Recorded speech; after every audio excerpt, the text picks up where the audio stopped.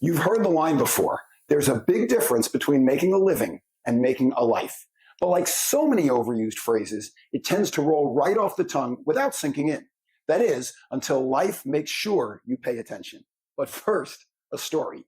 A few years ago, I had a tight layover at O'Hare. I was late, and the board said my next flight was 2 terminals away. I took off at a good jog with my roller bag bouncing behind me. While I ran, I could swear I heard the soundtrack to Chariots of Fire. I reached the gate with plenty of time to spare, and while I was catching my breath, a janitor caught my eye. He was wiping down the chairs with slow, deliberate care. There was a swirl of anxious people racing around him, but he moved through it all with a peaceful smile. I excused myself and asked him how he managed to stay so calm in the middle of such a madhouse. He said, "When my shift ends, I'm going home to cook dinner for my granddaughter. She helps me get dinner ready. It's our thing." And that moment stuck with me. It was a masterclass in perspective. I was rushing to make a living. He was slowing down to make a life. So what's the hidden cost of all this constant hustle? Many of us confuse motion with meaning. We fill our calendars because full calendars help us feel like we're getting things done. And then we move from call to call and from meeting to meeting without asking what all that commotion is really about. Until one day, the calls end, the contracts wrap up, the inbox quiets down. When that moment comes, the real question shows up. Did we build something that matters? Or did we simply keep ourselves busy? Success is not measured by the number of hours we bill. It's measured by the way we fill the hours that do not involve billing.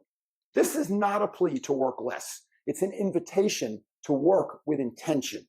Stop and ask yourself what all your effort is for. Are you building a business or a brand, a reputation or a legacy? Making a living fills your account. Making a life fills your soul. Each of us has something that brings us back to center. Each of us has something that reminds us of who we are when the noise quiets down. So what do you want? Maybe it means more time with your kids. Maybe it's the project you promised yourself you would start once things slowed down. Maybe it's travel.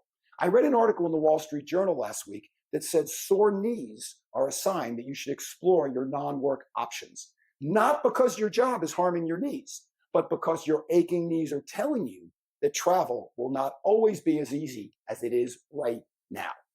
If any of this is ringing true, it might be time to take a fresh look at your own path.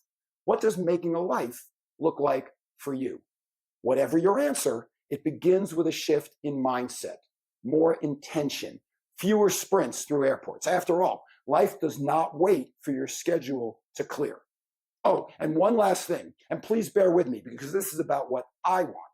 I speak at conferences around the world on branding, messaging strategy, and how to create a business and a life that matters. If your organization is planning a 2026 event, I still have a few dates open.